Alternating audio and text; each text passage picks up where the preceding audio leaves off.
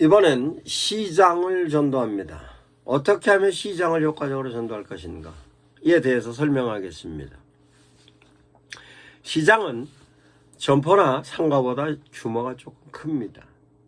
그러면 규모가 크다 할지라도 품목은 다양한 품목을 갖고 있는 슈퍼도 있습니다만 채소 가게, 과일 가게, 고기 이렇게 업종이 분류가 되어 있을 겁니다. 그러면 시장을 어떻게 공략을 하는 것인가에 대한 것은 모든 사람들은 자기가 갖고 있는 상품을 구매하는 사람들을 향하여서 호감을 갖고 있습니다. 절대로 교회에서 필요한 용품을 구매를 할 때는 개별적으로 구매하는 것이 아니라 고정적인 점포를 통해서 구매하는 것입니다.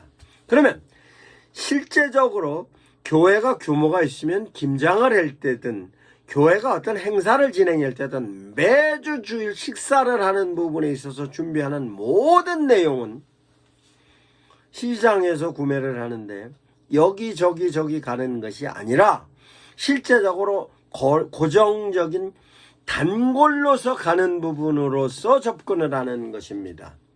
그러면 교회에서 매주 식사에 관련된 것으로 하고 있기 때문에 그 식사에 관련된 것으로 관련된 식재료는 시장에서 고정적인 점포를 통해 구매를 하는 것입니다. 그러면 교인들이 찾아가서 전도를 할 수도 있습니다만 식재료를 구매하는 점포 사장이 물건을 들고 교회로 들고 와서 교회에 앉혀놓고 전도하는 방식도 있는 겁니다.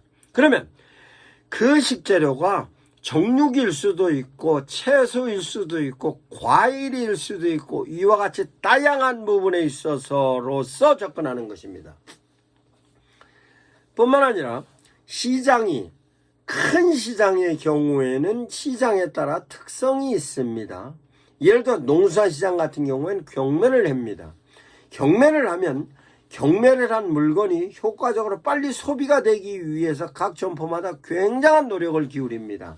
그런 부분에 있어서 교회에서 구매를 할 때 실제적으로 교인들 각자 구매를 하겠습니다만 어느 순간 모아서 한꺼번에 구매를 하면 구매하는 부분에 있어서로 실제적으로 우리가 방문하지 않고 그 시장 큰 점포에서 물건을 가지고 와서 교회에서 풀어놔서 정리하는 걸로 공동구매 차원에서 접근을 하면 효과적인 것입니다. 그것은 절대로 어느 한 부분이라도 흘릴 것이 아니라 어떻게 하면 효과적으로 전도를 하는데 유용하게 쓸 것인가에 관련된 걸로 관심을 가지면 다 보이는 겁니다.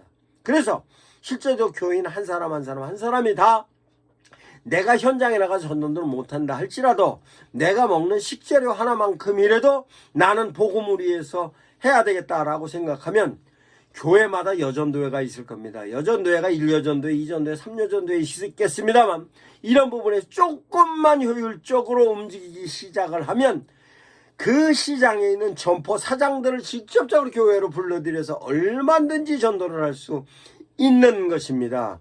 그것을 효과적으로 얼마든지 접근할 수 있음에도 불구하고 내가 관심이 없으면 놓칠 수 있는 것입니다. 그리고 실제적으로 단골 고객에게는 보다 효과적으로 좋은 물건을 갖다 주기 위해서 시장에서는 거꾸로 교회를 신경을 쓰는 것입니다.